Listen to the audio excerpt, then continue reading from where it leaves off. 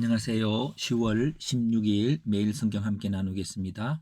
오늘 본문은 짧네요. 하나님은 수년 동안 기근이 있을 것이라고 아합에게 예언을 하는 엘리야를 먹이셨다. 어떻게 그리 시냇가로 인도하셔서 까마귀를 보내서 아침과 저녁으로 먹였습니다.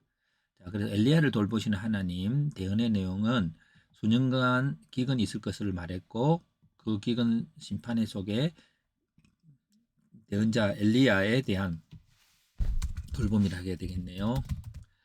그리 시냇가로 인도하시고 까마귀를 보내서 그렇게 하게 했습니다. 본문이 짧아서 여기에 대한 생각들을 쭉 적어봅니다. 하나님은 그의 말을 전하는 자를 돌보아 주십니다. 아합의 악함을 심판하신 하나님께서 이스라엘 백성이 심판 속에 있을지라도 그의 사람 엘리야를 돌보아 주십니다. 하나님을 알지 못하는 까마귀를 통해서 돌보게 하십니다. 하나님께서 이스라엘을 세워서 온 세상에 복이 되도록 하려 하지만 그 이스라엘은 하나님을 알지 못하고 오히려 자신이 만든 우상을 섬깁니다. 하나님을 알지 못하는 까마귀는 하나님의 사람을 돕는 자로 사용됩니다. 우리는 세상을 구원하려고 보냄을 받습니다. 우리를 돕는 자로 세우심을 알고 율법의 기준을 넘어서서 하나님의 쓰심에 사용되어야 할 겁니다. 자, 우리를 지으신 목적은 아브라함의 약속을 우리에게 주시는 것인데 그 우리를 통해서 세상이 복이 되게 하는 것입니다. 그래서 오늘 주제를 하나님께서 엘리야를 돌보시지만 또 까마귀를 보냈다고 해서 까마귀를 주인공으로 한번 삼아 봅니다. 까마귀는 동물이지요. 하나님의 사람을 섬깁니다.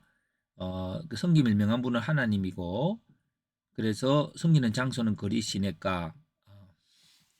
섬기는 방법은 떡과 고기를 아침과 저녁에 섬김의 환경, 아합의 우상 숭배로 인한 기근, 그리고 또 여기에서 나와 있지 않지만 섬기는 목적은요, 하나님의 사람 보호하기 위해서 그렇죠. 그래서 이제 오늘 요 본문을 갖고 다시 한번 더 생각을 확장해 봅니다.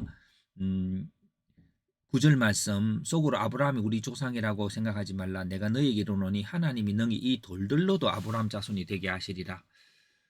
크리스찬이 된다고 하는 것은 구약적으로는 아브라함의 자손이 되는 것이고 아브라함의 자손이 되는 것은 우리를 통해서 온 세상이 복이 되게 하는 것이고 그리고 복이 되게 한다는 것은 우리가 섬긴다는 것이지요.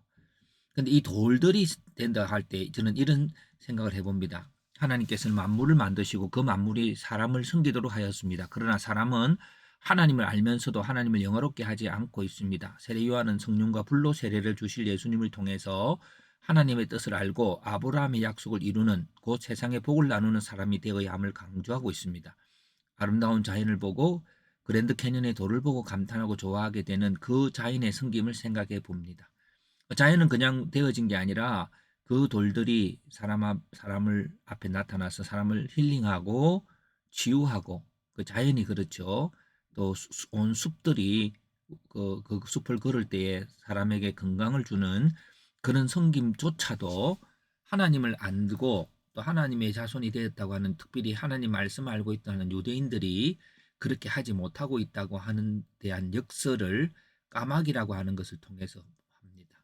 그래서 오늘 우리들은 생각을 다시 정리해보면 본문의 말씀을 요약하고 객관적인 주제를 갖고 정리한 다음에 그것을 한 문장으로 쭉 이렇게 해석을 쭉 나의 말로 적으면 거기에서 떠오르는 포인트를 돌봄을 받는 엘리야가 아니라 엘리야를 섬기는 까마귀라고 하는 주제가 되어지고 까마귀라는 주제로 다시 그걸 해가면서 다시 다른 성경의 확장으로 돌들이 아브라함 조선이 되게 하겠다는 예수님의 말씀을 기억하면서 이 생각을 보조로 이렇게 지원하게 됩니다. 그러면서 오늘 하나님 인간처럼 그렇게 예배하지 못해도 그의 존재 목적으로 그대로 아름답게 향기를 바라고 그러면서 사람을 치유하고 그 한 자기의 생존으로 온 만물을 벌 같으면은 그 자기의 살아감으로 많은 꽃들로 열매 맺게 하는